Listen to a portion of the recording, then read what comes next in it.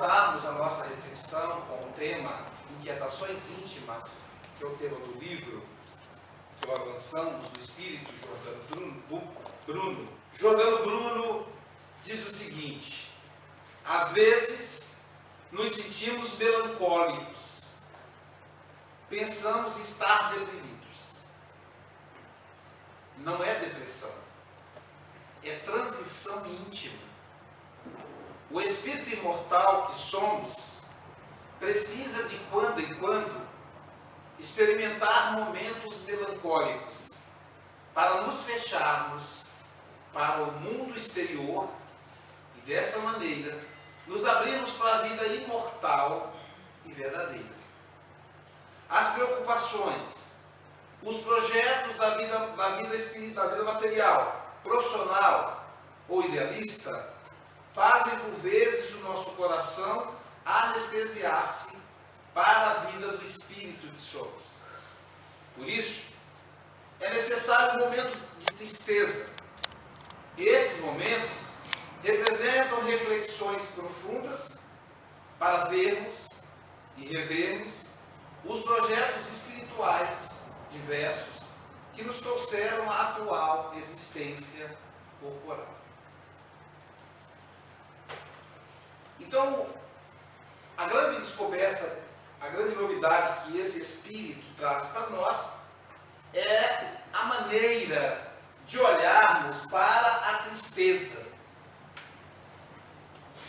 O mundo consumista do século XXI tem nos ensinado e tem criado vários mecanismos de fuga da tristeza. A tristeza chega a ser encarada como algo ruim. Nossa, fulano está tão triste, a gente diz, com um olhar de piedade. Como se dissesse assim: fulano está tão doente, fulano está viciado. Como se a tristeza fosse algo ruim. E para que essa ideia de que a tristeza é algo ruim, criou-se uma associação de tristeza com depressão. Ficou triste, está deprimido, está depressivo. Essa é uma confusão muito perigosa, porque passamos a fugir da tristeza como o diabo corre da cruz. No Brasil, é muito comum as pessoas usarem, inclusive, uma gíria. Eu hoje estou meio depressivo. E aí a gíria diz assim: eu estou meio deprê. Tem até a redução da palavra. Como se fosse possível ficar meio depressiva. Ou a pessoa está, ou não está. Já viram alguma mulher dizendo: estou meio grávida? Não tem como. Então nós começamos a ficar apavorados com a tristeza. Fugimos dela a qualquer preço. A qualquer preço. Mecanismos de fuga foram criados com esse objetivo. Agora, por que o mundo tem interesse que fujamos da tristeza? É preciso que a gente pense. A doutrina espírita é uma fé raciocinada. Então a gente tem que pensar: por que o mundo não nos quer triste? Nós vivemos uma sociedade capitalista em crise. O mundo inteiro está em crise. Só que nós temos um problema. É o melhor modelo que encontramos. Porque o socialismo não deu certo. Pelo menos tal qual foi implantado na Rússia, em Cuba, na China. A China deu certo no lado capitalista, mas aí não funciona. O lado capitalista não é socialista, né? A China vende para o mundo inteiro. Mas foi a única que economicamente deu certo, por causa do capitalismo. Então nós somos vítimas do processo capitalista. E logo, Uma pessoa triste não consome. Então, portanto, não interessa o sistema. Se a gente lembrar, a criança era totalmente desrespeitada. Ninguém valorizava a criança. A criança passava, estavam dois adultos conversando, se a criança começasse a brincar ali perto, os pais olhavam com o rabo de olho, com a cara feia, e a criança parava de brincar. Não havia roupa para a criança. Não havia. Os meninos usavam camisolas. Os meninos, os homens, os garotos. Só aos 12, 13 anos que ele começava a vestir calças. Porque não se construía calças para os pequeninos. Porém, a partir do meado do século XX, com o advento da televisão, lá no Brasil um programa chamado Xuxa, então os pequeninos foram inseridos no sistema capitalista. Hoje comprar uma roupa para uma criança é mais caro do que comprar para um adulto. Por exemplo, eu tenho 5 filhos e 2 netos. Minha filha, mãe do meu neto, já me encomendou uma jardineira para o meu neto, para comprar aqui em Portugal. Hoje está tudo fechado. Aí depois eu vou ter que sair desesperado aqui procurando a jardineira para ele, que vai ficar mais caro do que a do jardineiro, que faz o jardim. Então hoje a criança é tratada pelo sistema capitalista, tem programa só de criança, não existia isso antes. Tem produtos para crianças, porque elas consomem. Os negros também não eram bem tratados. Não tinham dinheiro, eram escravos, ex-escravos, portanto pobres, não consumiam.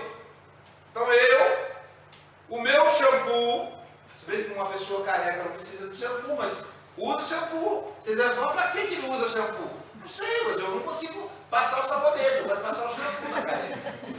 Então, eu tinha que usar o shampoo elaborado para as pessoas da pele clara. O meu sabonete também era o desodorante, era para as pessoas da pele clara. A minha epiderme é de composição diferente. Eu tenho mais oleosidade. Em compensação, tenho mais facilidade de infartar, porque as minhas veias não dilatam como dilatam as veias de uma pessoa mais clara. Mas também não tenho problema de ter câncer de pele, porque eu tenho resistência, enfim. Hoje, como alguns negros se desenvolveram, já existe sabonete, shampoo para negros. E o velho? O velho também era desrespeitado. Velho, a partir da década de 1914, velho passou a ser associado a alguma coisa para descartar. Isso está velho. Esse papel está velho, joga fora, está velho, joga fora. Olha a associação. O velho é para jogar fora. Então, o velho não era respeitado. Até que vieram os sistemas de aposentadoria, as leis de apoio ao idoso, e aí mudou o nome, não é mais velho, é idoso. Então, né, aí já mudou. Agora já é a maior idade, a melhor idade da Isabel. Mas por quê? Porque eles já estão aposentados, os filhos já cresceram, já conquistaram o patrimônio, então agora podem gastar. Então, se faz a roupa para o idoso, programa turístico para o idoso, que eles viajam, porque eles não têm o que fazer, estão aposentados, com dinheiro sobrando, viajam o tempo todo. E os sistemas turísticos, inclusive de Lisboa, de Portugal, vai querer ter esse tipo de cliente. Então, aí já tem propaganda no supermercado, agora eles estão contratando, lá no Brasil, idosos para receber as pessoas. Eles não precisam pegar em peso, não, só para ficar ali. A senhora precisa de quê? Olha, ali está isso assim, assim. Porque o que? A sabedoria. Os donos do mercado já perceberam que as pessoas, quando uma pessoa mais velha orienta, elas escutam. Então, assim, você pede para comprar sempre o livro do Aloysio. Aí a pessoa vai comprar, porque foi orientado por uma pessoa mais velha. Veja como é que o sistema capitalista é. Então agora o idoso é respeitado. Não é mais velho. Não, eu não sou velho, eu sou idoso. Mas qual a diferença, né? É uma coisa.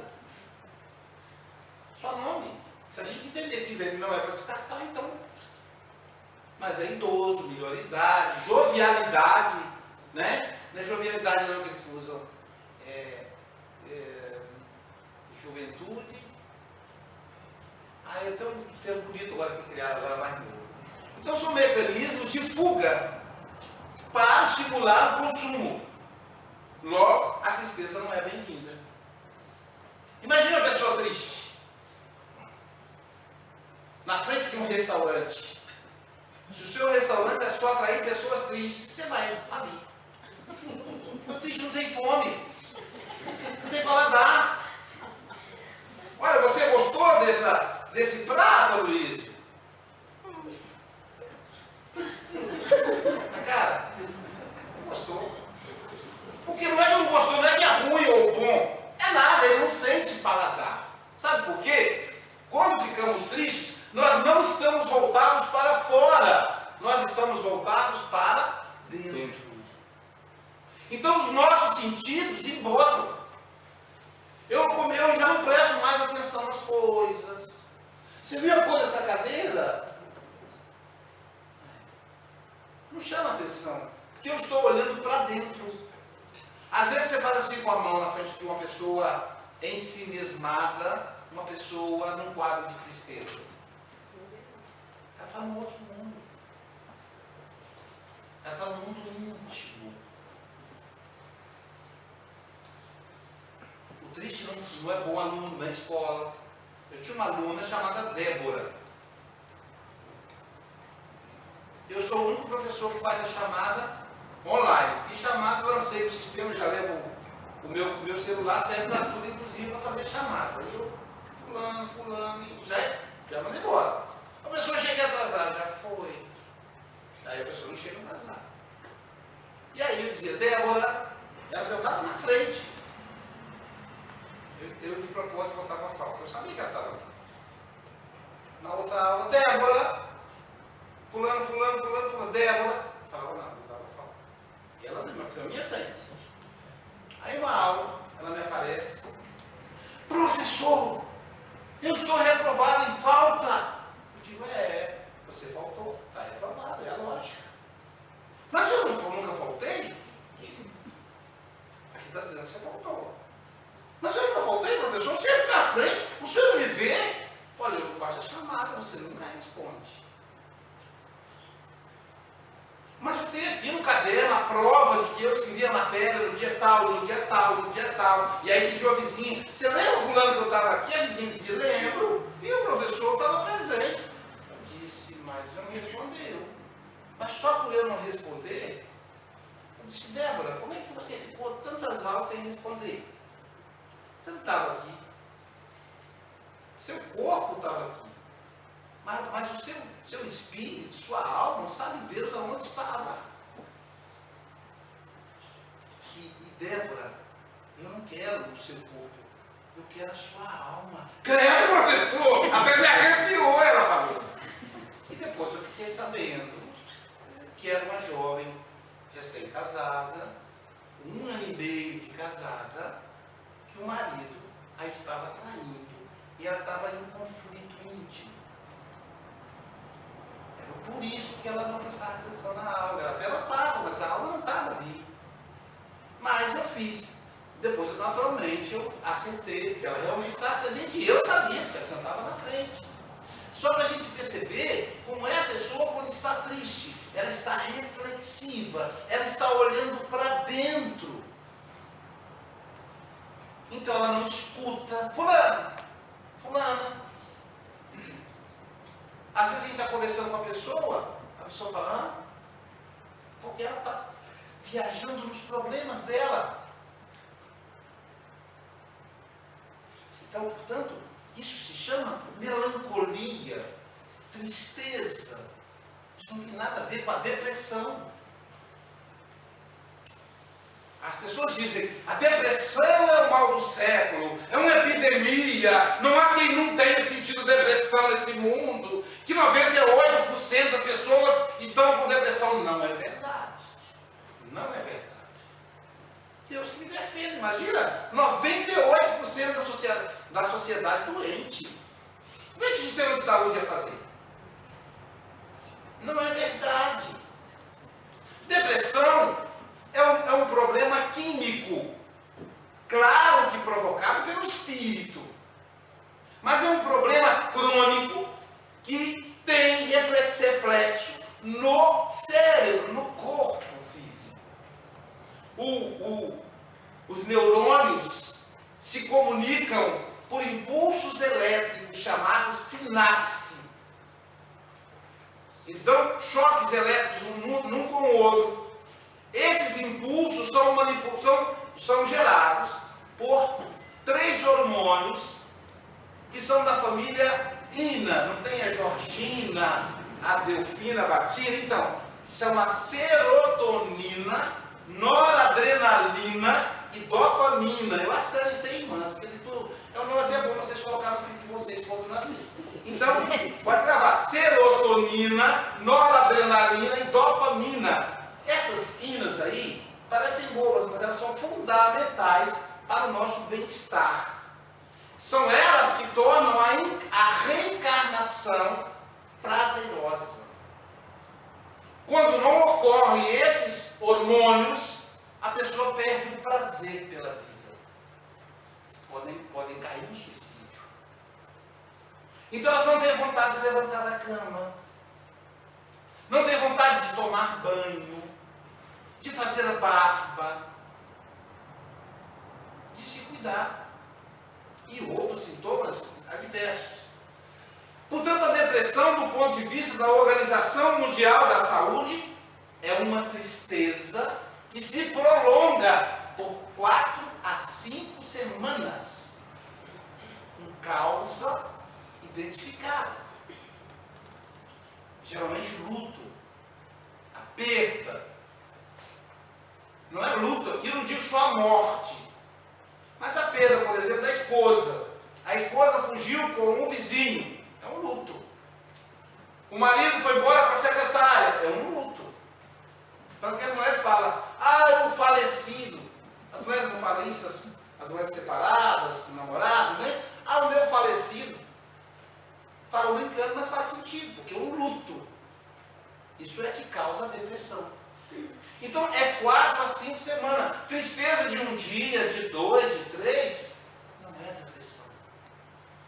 E a depressão tem que ser caracterizada do ponto de vista clínico. Em um psicanalista, um psiquiatra, um psicólogo, tem que ter uma análise clínica, um neurologista, uma análise clínica. Não dá para a gente conceituar. Olhou para a pessoa, você está com depressão, olha. Com que autoridade se diz isso? Allan Kardec pergunta aos espíritos qual é a origem da melancolia, não da depressão, que é a palavra mais moderna. Qual a origem da melancolia, da ansiedade, que é um outro problema. Nós estamos num mundo onde nós saímos fora do tempo. E por isso ficamos ansiosos. Eu estou há uma semana com a Dona Isabel e o Sr. Joaquim, desde segunda-feira, viajando, fazendo palestra em várias cidades. É uma aula de disciplina com o tempo. Se a palestra é às 5, saímos de Leiria 10 horas. Sr. Joaquim, nós vamos em tal lugar. Nós vamos pela estrada estadual, a menor no caso, que é fora do trânsito, você vai vendo as aldeias. Isso é a gente andar no tempo certo. Mas o que acontece com a gente? O compromisso é às 7, a gente sai de casa 15 para 7. E aí ocorre um acidente. Meu Deus, acidente, como é que eu vou fazer? Eu não contava com isso, mas deveria contar.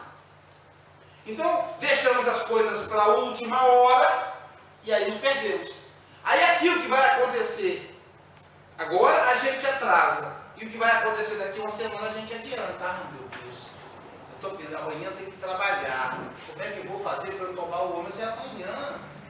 Hoje não é domingo. Então ficamos todo o tempo. Comemos já pensando o que vamos fazer depois do almoço. Deitamos já pensando o que vai acontecer no dia seguinte. Então nós enlouquecemos. A gente vai no futuro, volta no passado, e aí a gente não vive o presente, que é o que importa. Isso se chama transtorno de ansiedade. Isso realmente é um mal muito presente na nossa sociedade. A gente dificilmente para tomar água e sentir a textura da água, o paladar da água, a umidade que a água provoca nos nossos lábios. A gente dificilmente para olhar para uma pessoa demoradamente, olhando os olhos, a curva do nariz, a barba, a testa. Dificilmente estamos com pressa. Pressa de quê? Pressa para quê, gente? Somos iguais aos cães que correm atrás do automóvel. Quando o automóvel para, o cachorro não tem o que fazer. É mais ou menos assim. Então, Allan Kardec pergunta na questão 471, de onde vem a melancolia, a ansiedade? Veja que o Livro dos Espíritos tratam de coisas psicológicas. E aí os Espíritos respondem, é resultado de quando entreis em comunicação com o mundo dos Espíritos, seja no sono, seja na vigília. Então a tristeza, a melancolia é resultado de quando entramos em comunicação com o mundo dos Espíritos. Mas eu não sou médium. Lá no Brasil a pessoa fala, eu não sou média. Tem a média, a pequena e a alta. Então precisa ser média para entrar em contato com o mundo dos espíritos. Todos nós temos um guia espiritual, um anjo da guarda, que é uma luta, que sofre porque empurra a gente para cá, a gente quer ir para lá, e ele é responsável por nós, coitado. Um dia desse, uma companheira tão rebelde, eu joguei um papelzinho aqui, que eu acho que eu quero ler demoradamente. Não, perdi, não é ele mais não. Ela achou o tempo, estava muito tempo aqui, mas eu quero ler de novo. Que aqui fala do Isabel, aqui, a mensagem que eu li aqui, olha que mensagem profunda. O tempo ocioso cobrará caro em serviços prestados no futuro. Então a gente fica à toa, você paga depois, eu faço com meus filhos. Não, é uma branquinha, é essa? Você achou? Ele achou. Não, esse não. Não faz mal, eu já gravei. Porque eu queria depois reler várias vezes. Para eu lembrar, para não ficar à toa. Ficou à toa, paga depois. Então, o que ocorre? O nosso guia espiritual, ele nos orienta. Existe uma orientação do nosso guia espiritual para a nossa vida. Nós não estamos aqui de passeio. Eu vim aqui na terra passear, com calor, eu vou à praia. E olha que eu moro numa região de lindas praias, uma das mais belas do Brasil. Mas nem o pessoal de lá está a passeio. Pelo menos eu não estou, ninguém está. Nós temos um compromisso a cumprir. E o mundo espiritual, ele não improvisa, não é como a gente, acho que eu vou, não tem negócio de acho que eu vou. É tudo planejado. Olha, você vai nascer na família tal. Você vai cursar tal, para você ter tal profissão. Você vai se casar com fulana ou com fulano. A previsão é que vocês tenham tantos filhos. Nós, por exemplo, eu e a minha esposa combinamos 6 filhos antes de casar. Ela pensava em 2 e eu pensava em 10. 10 e 2, 12, dividido por 2, 6. Nem eu nem ela. O meio dele. E aí, pois é, faltou um, mas sabe o que aconteceu? Esse um batia na porta dela. Às vezes ela sonhava, ela via, abria o olho no meio da noite e estava dormindo no meio da gente. E ele falava, mamãe, eu quero nascer, mamãe, cobrava dela. E ela ficou numa consciência de culpa, porque esse menino era um menino, que estava perturbando ela. E ele vinha, uma vez, ele veio umas 2 vezes conversar comigo, dizia, olha, com a sua mãe, porque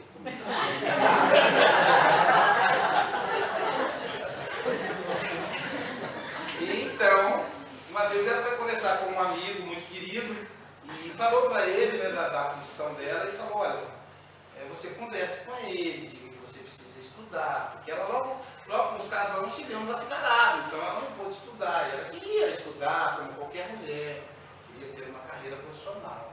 E ela dialogou com ele e falou, olha, você vai, né, baixar em outro terreiro, como se diz, né? Vai nascer em outra família. Nessa já deu. Já deu sua contribuição. Então, tem lá o planejamento de quantos filhos vai ter. Tudo planejado. Só que chega aqui a gente empolga. Começa a namorar, em vez de namorar aquela que vai casar, a gente quer namorar outra, porque é mais bonita, porque não sei o quê. Em vez de namorar com o rapaz tal, vai namorar com o outro, porque tem dinheiro, e a gente se perde. Em vez de fazer, eu vou ser professor. Não, professor não ganha bem, eu vou trabalhar e tal coisa. E aí a gente se perde. E a nossa consciência, associada ao mundo espiritual, dá conta de que a gente está se perdendo. Por isso é importante. Eu acho que a grande invenção de Jordano Bruno no livro Inquietações Íntimas, por isso que eu sempre inicio com esse texto, eu já ouvi umas 10 vezes essa semana, porque eu acho que o grande advento dele foi descobrir que a tristeza é um mecanismo de avaliação da nossa encarnação. É como se a gente perguntasse assim, o que é que eu vim fazer aqui? Qual é a profissão que eu vim exercer? Ou uma palavra mais bonita que as pessoas gostam, qual é a minha missão na Terra? Tem pessoas que chegam para a gente e olham para a gente e ele diz, qual é a minha missão? Eu digo, não, quem tem que saber é você, eu sei da minha. Então a gente precisa saber qual é a nossa missão. O que a gente veio fazer aqui? Porque não estamos para passear, tem uma função aqui. Uns nascem para ser mecânico, padeiro. Olha que profissão linda a de padeiro. Todos nós precisamos nos alimentar. O outro nasce para ser professor. O outro nasce para ser servidor público. O outro nasce para ser advogado. O outro nasce para ser juiz. O outro nasce para ser taxista. Outro nasce para ser mãe. Eu tenho uma tia, irmã da minha mãe, que teve 24 filhos. Nasceu para ser mãe. Precisa mais de alguma coisa? Eu acho que a pessoa que cuida de 24 seres humanos não precisa na vida, não.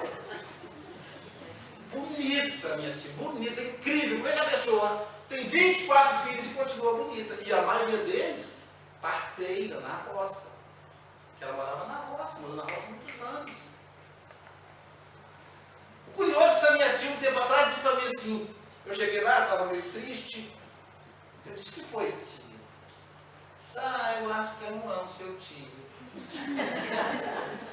Eu disse, tia, a senhora teve 24 filhos com meu tio e acha que não ama ele. Imagina se a senhora amasse. Ela gosta de conversar comigo, ela é evangélica, ela é protestante, mas ela gosta de conversar comigo. Gosta mesmo, desde rapazinho que ela conversa comigo. Sabe, eu sou espírita e tal. E eu disse assim, tia, agora falando sério, por que a senhora acha que não ama mais meu tio? Meu filho, é que quando eu era mocinha, quando o seu tio chegava, me dava um frio na espinha. Eu ficava com o coração batendo forte. Agora seu tio chega, sai, tanto faz. Aí eu disse, ô tio, é que a senhora sentia paixão, mas a paixão passa, tio. Hoje a senhora sente amor. O amor liberta. Porque se a pessoa ficar apaixonada a vida inteira, ela morre. No mínimo, ela morre de infarto. Porque cada vez que ela fica com a perna bamba, o coração bate forte, isso se chama adrenalina. É uma dose de adrenalina no organismo.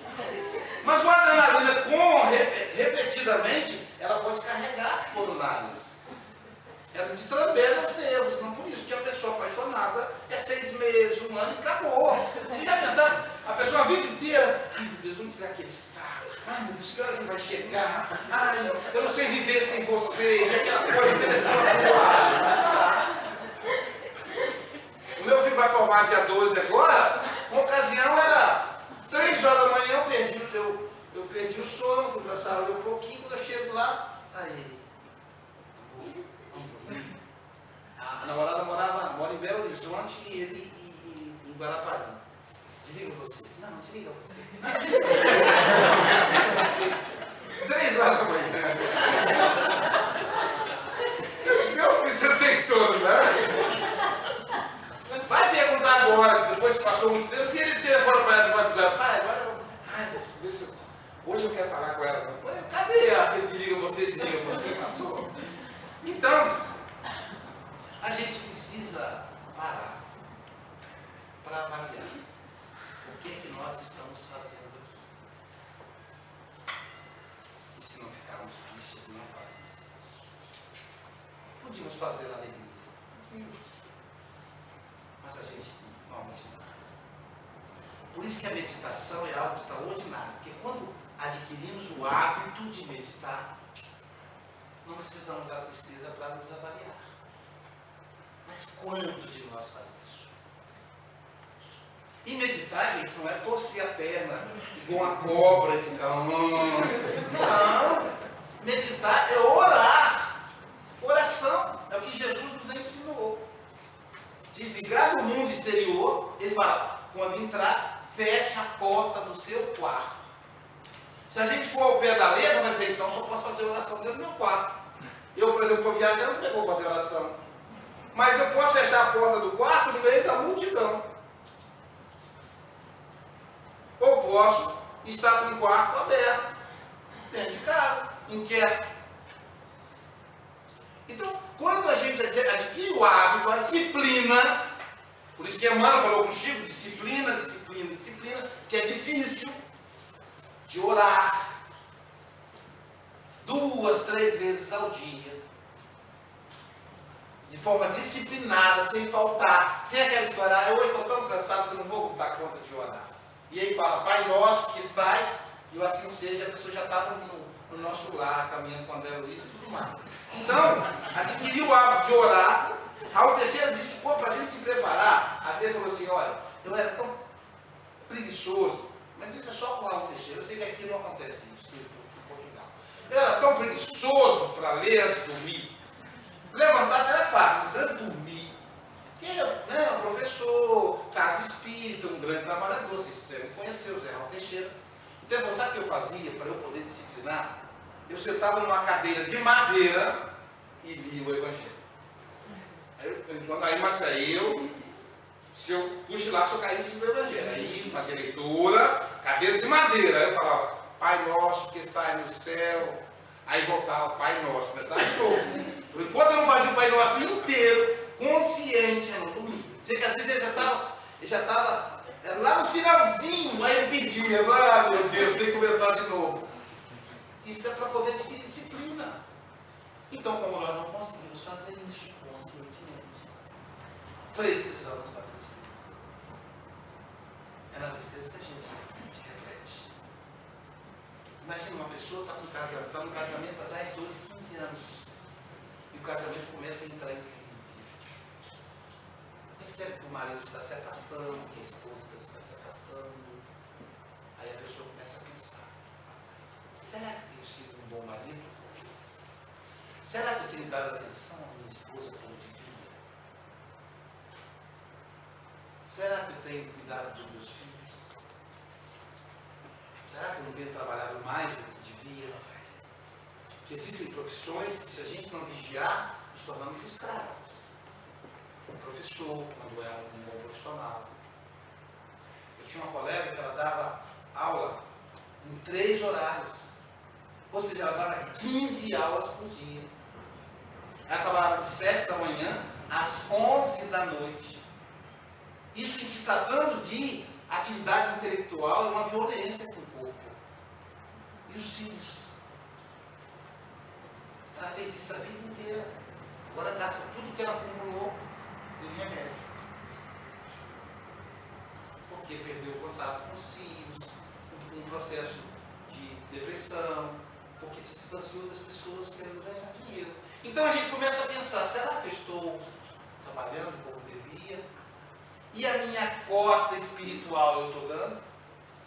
Que, gente, a vida espiritual não é o espiritismo que ensinou. Nas tábuas dos 10 mandamentos, 4.000 anos antes de Cristo, portanto 6.000 anos atrás, está lá. santificar o sábado. Que pode ser sábado, sexta-feira, domingo, segunda, o dia que a pessoa puder. Ou guardar o sábado, ou seja, ali o que pede? Que nós fiquemos à toa, não é isso? Não é isso. Não é ficar à toa. É para a gente dedicar um dia da semana à vida espiritual. Uma semana tem 24 vezes 7, 7 vezes 2, 14, 7 vezes 4, 28, 168 horas. Dessas 168 horas, os Espíritos nos pedem que a gente se dedique à nossa vida espiritual 24. 168 menos 24, ainda sobram 144 para a gente poder trabalhar, ganhar dinheiro, passear, jogar bola, fazer sexo, o que a gente quiser, mas é só 24. Tem pessoa que não tem tempo de vir ao centro espírita assistir uma palestra de 1 hora. E esses 24 você pode computar, os espíritas aceitam essa contabilidade. Pode colocar 1 hora de palestra, mais 1 hora de estudo 2. Aí eu ajudo na campanha do quilo 3. Eu sou evangelizadora 4. Eu faço estudo do livro de espírito em casa toda noite 5. Mas até chegar a 24 pensa. Aí eu oro 10 minutos por dia, 7 dias, 70 minutos, mais 1 hora. Ainda é pouco. Veja, eles provam que nós dediquemos 24 horas à nossa vida espiritual. Está lá. Tem 6.000 anos isso foi escrito. E a gente não faz. Vamos pensar quantas horas por semana o Chico Xavier dedicava à vida espiritual. O Dr. Bezerra dedicava à vida espiritual. Então, como nós não fazemos isso, nos vem tristeza. Aí a gente para para fazer. Aí a gente para para pensar.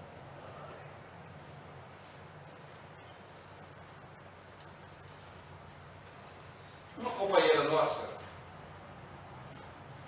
evangelizadora, há 15 anos ela evangelizava. 15 anos. O Espírito Bemei falou comigo assim: Luiz, vamos fazer as contas. 15 anos. O evangelizador, a aula de evangelização dura de 1 a 1h30, porque tem que receber a criança, tem que ter cantiga, lanchezinho e tal. Mas 1h30 para planejamento. 3 horas por semana. Um mês tem 4 semanas e meia. Portanto, 4 vezes 3, 12, 13 horas e meia por mês. Um ano tem 12 meses. 135 mais 27, 162 horas por mês, por ano. 10 anos tem 1.600 e tantas horas. 15 anos tem 2.400 horas. Gente, em 15 anos de trabalho de evangelização, 2.400 horas convivendo com um espiritual superior. Quem é que convive com uma pessoa 2.400 horas e não faz amizade? Aí uma criatura dessa desencarna, o médico fala: fulano desencarnou, já foi recebido por Maria Dolores, pelo Fernando Lacerda, pelo Batuíra. Fulano está se achando, desencarnou ontem já. 2.400 horas. Se ela evangelizou 15 anos. E quem evangeliza a vida inteira? A gente não faz as contas. Jesus disse: aquele que for fiel no pouco será no muito. E aí essa companheira que é evangelizadora, 15 anos como evangelizadora, ela também era mãe, tinha 3 filhos, bem casada, mas tinha um defeito. Sabe qual era o defeito? Ela era professora da escola pública. Ganhava R$1.500, 400 e poucos euros por mês. Era pouco. Sabe o que ela fez? Ela fez um concurso para a Petrobras e passou a ganhar R$6.800. Pronto, ganhou da loteria, ganhou o emprego dos sonhos, estabilidade, plano de saúde, vale refeição e R$ 6.800 por mês. Como diz no Brasil, eu estava com um burro na sombra. Mandou reformar a casa, comprou um carro novo, as crianças foram para a escola particular. Só tinha um problema. Ela precisava passar 15 dias no mar e ficar 15 dias na terra. É o trabalho do petroleiro, do plataformista que ela era. Bom, como ela trabalhava 15 dias no mar, quando ela estava 15 dias na terra, ela tinha que se dedicar aos filhos. Logo, ela deixou a evangelização. Qual é a missão? O que nós íamos fazer na terra? Acho que ela falou, deve ser trabalhar na Petrobras, porque aí ela largou a evangelização. Não era ser evangelizador. Os filhos estavam chegando à adolescência. Então, durante os 15 dias que ela ficava no mar, ela não tinha controle sobre isso. Só podia dar um telefonema de semana. E o marido trabalhava fora, também não estava falando com os meninos. Os meninos estavam virando os mostreiros. O marido estava ficando carente. O que ela pensou? Ele fica 15 dias longe de mim. Então ela pensou o seguinte: de repente o marido ia contratar uma substituta para ela durante esses 15 dias. Uma manhã, ela acordou num quadro de tristeza. Ela disse: não tive vontade nem de levantar da cama, mas também não tinha sono. Tomei um café sem sabor nenhum. Quis ficar no quarto. Qualquer pessoa apressadamente diria: está com depressão. Mas era um dia. Aí ficou o dia inteiro no quarto pensando no marido, na Petrobras, nos colegas de trabalho, no salário, no plano de saúde, na escola, no carro zero, na casa reformada. Então ela pensou: daqui a 10 anos como é que eu estarei? Rica. Uma vida confortável financeiramente. E meus filhos, provavelmente, usuários de droga, traficantes, sabe Deus. E meu marido, se estiver comigo, terei uma substituta. Ele fica 15 dias comigo e 15 dias com ela, como acontece com a Petrobras. E eu, entupida de remédio, porque temos que dividir o marido com outra mulher e os filhos todos perdidos. Espiritualmente, um trapo, porque eu estou fora da casa espírita. Então ela foi pensando tudo isso, gente. 2 dias dentro do quarto. Quando foi no terceiro dia, ela levantou, tomou um banho, passou batom, botou a roupa, bateu. Ai, o que aconteceu? Cadê aquela mulher triste que estava aí ontem, não quis nem comer anteontem e ontem? Levantou e falou: você vai aonde, mulher? Eu estou indo no cartório. Ela disse: vai fazer o quê? Eu disse: vou formalizar meu pedido de demissão à Petrobras. Ela ficou louca, vou internar. Você vai fazer o quê depois? Ela falou: vou voltar a ser professora. Você tem noção de quanto ganha uma professora e quanto ganha uma petroleira? Eu sei. Eu fui às duas. Mulher, se a pessoa ganha, eu fiquei 2 dias inteiros para isso. Quando eu cheguei lá, adivinha o que ela fazia? Ela era professora, estava evangelizando na casa espírita, os filhos estavam com ela.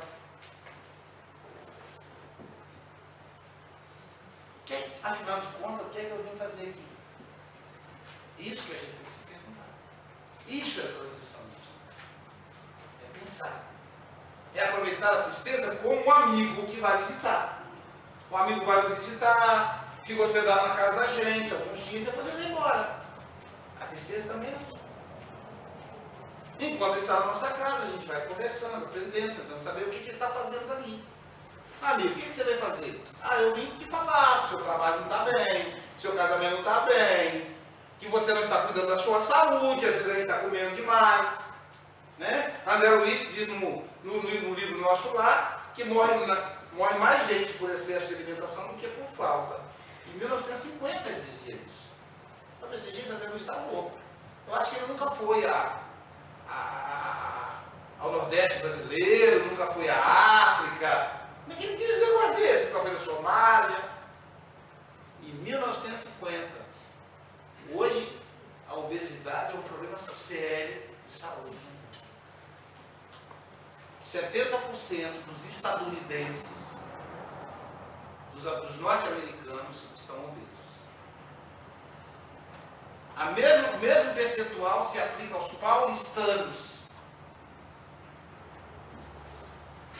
Então, André Luiz estava certo. E preveu isso em 1950. Então, como é que está o nosso cuidado com a alimentação? Porque o corpo a gente tem que devolver em saúde para a terra. Quando precisar devolver. Tá aí, é que o companheiro pediu que a gente abrisse para a pergunta. Se houver pergunta, vamos, queridos amigos, refletirem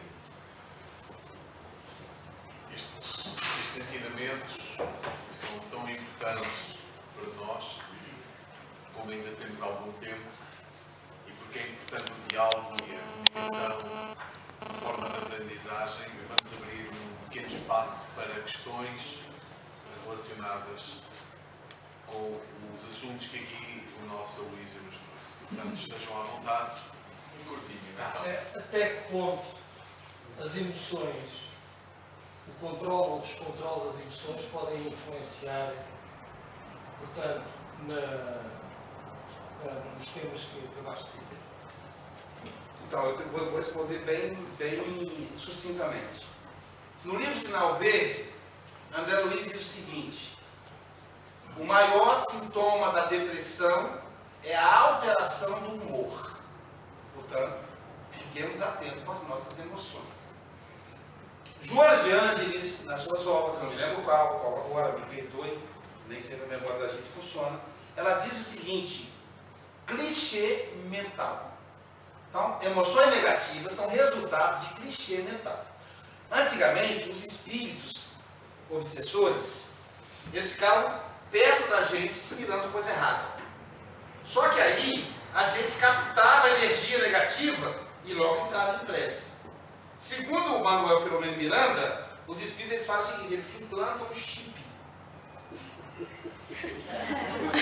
e sai de longe, de perto. Então ele vai dizer assim: nossa, que vibração gostosa, que vontade de matar aquele feliz. Porque eu não estou perto, então eu não capto a minha vibração. Eu comando por controle remoto. Olha só. Olha a tecnologia a serviço do mal também. Deixa eu tirar o chip e voltar para Então, o que ocorre? Como é que a gente faz para substituir esse chip, esse clichê? Por lições edificantes. Pessoal, aqueles livros do Emmanuel, tão nossos, não sei se aqui em Portugal são editados, tão nossos, linha de luz, também está em PDF, pode baixar em PDF. As obras irmãs do Chico são direito público, a maioria delas. Linha de luz, tão nossos, como nós ganhamos o prêmio nos Estados Unidos. Fonte Viva, Caminho Verdadeiro. A lição não dura 3 minutos para a gente ler. Aquilo ali, a gente não tem noção de como, que bem psicológico aquilo vai trazer. Então, diante de uma emoção negativa, uma tristeza, uma raiva, uma angústia, a primeira coisa, bebe um copo de água e fica com a água na boca, que é para você não falar. Lembra do filme do André Luiz? Né? Não, o nosso lá passa. O Chico ensinou isso. Ele chama, o Chico chama da água da paz, não é isso? A água da paz. Então, primeiro, bota a água na boca, depois faz uma leitura, faz uma prece. Por isso que eu falo, a questão do hábito, diz que é o seguinte: não é o hábito que faz o monge, mas é o monge que faz o hábito. Então, não é o monge que faz o hábito, mas o hábito que faz o monge. Então, o hábito de fazer a leitura edificante vai substituindo clichês mentais. E aí, o nosso emocional vai se equilibrado. Eu até mudei o encerramento com a pergunta dele. Mudei. Como que isso é a dona Isabel não conhece. Você não conhece? Não conhece pela minha boca, né? No livro Dias Venturosos, do Espírito Amélia Rodrigues, registra um diálogo Pedro com Jesus. Essa cultura é tão bonita. E ela é comum em Portugal, não é? A senhora me consegue depois, na mesma qualidade, na galeria, para eu poder. Eu quero ver se eu coloco no nosso salão, para as pessoas olharem para Jesus, porque é o ponto mais importante no centro espírita é a imagem de Jesus, a imagem do retrato. Então, o diálogo de Pedro com Jesus. Pedro diz assim: Senhor, como eu faço para eu encontrar o reino dos céus?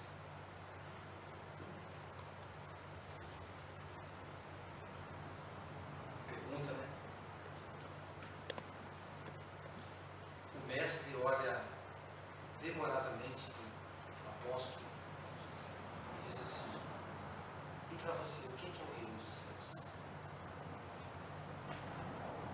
A Cristina, que da Isabel, disse que não foi a Cristina, uma pessoa, foi a Cristina mesmo, que uma vez uma pessoa disse: se você quiser falar uma coisa para a criança, pergunta primeiro o que a criança sabe a respeito disso. Então Jesus fazia isso. O que é que você sabe sobre o reino dos céus? Aí Pedro pensou, falou: Senhor, eu tenho falado do reino dos céus para os meus companheiros. Tenho pregado sobre o reino dos céus para o povo. Mas, Senhor, eu não sei o que é o reino dos céus. Quando eu li isso, gente, eu falei: olha, quantas vezes eu falei sobre o reino dos céus, eu também não sei. Aí Jesus disse assim: Pedro, quando você vai a um casebre, uma família passando fome, quando a mãe não tem um grão de alimento, a gente que é adulto, a gente toma água, pensa, mas a criança não. Imagina a criança chegar para a mãe e dizer: mamãe, estou com fome, e a mãe não tem. O que é que você sente quando você leva um saco de alimento e a mãe sorri e te agradece? Porque agora, naquele dia, ela terá alimento do seu filho. O que é que você sente? Um olhar de gratidão dessa mãe.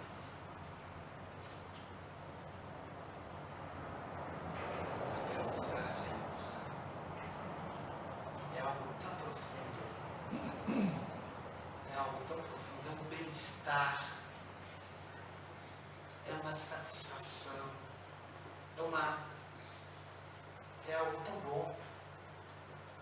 Se soubéssemos disso, como nós faríamos mais vezes isso, né, gente? É indescritível, Senhor. Eu não consigo descrever. Aí Jesus diz para ele: isso é o reino dos céus.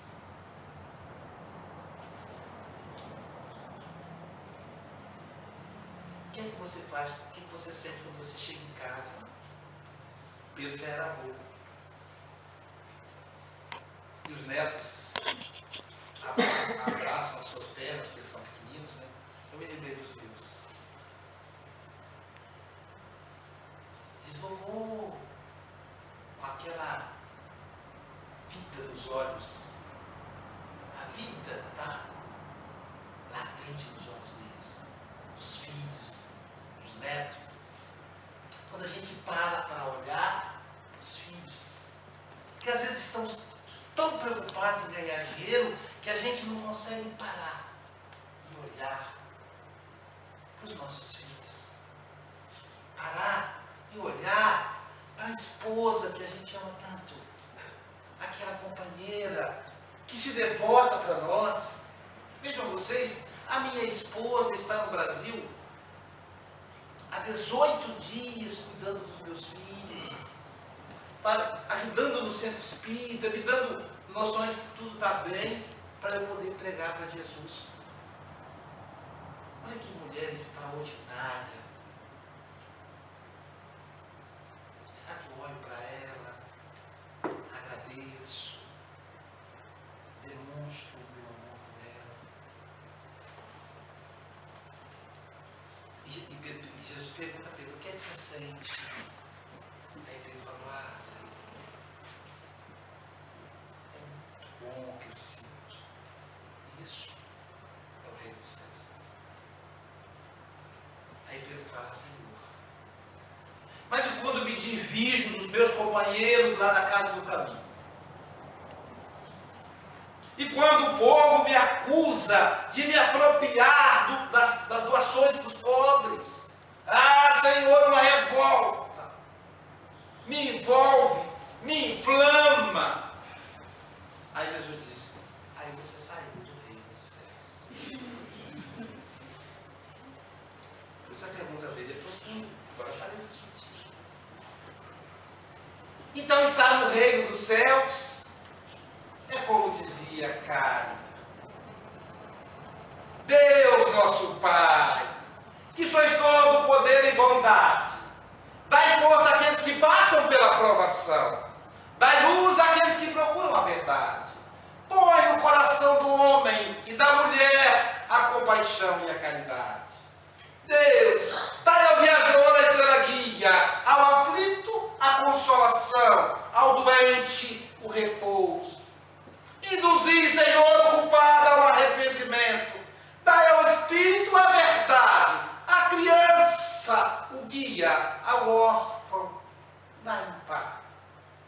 Que a vossa bondade estenda aos espíritos consoladores, para que eles possam derramar por toda parte a paz, a esperança e a fé.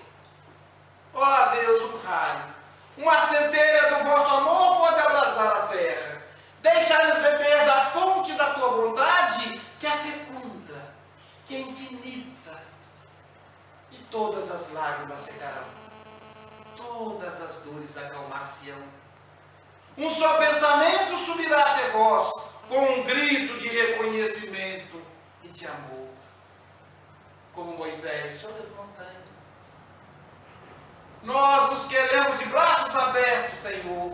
Ó Pai de bondade, ó Pai de beleza, ó Pai de perfeição. Nós queremos, Senhor, de alguma sorte, merecer a sua misericórdia.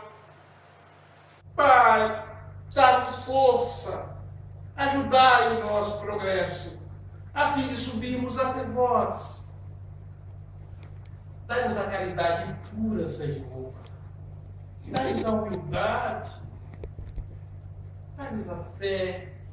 Dai-nos a simplicidade de falar de nossas almas um grande lago, um grande espelho, onde possa refletir a vossa divindade.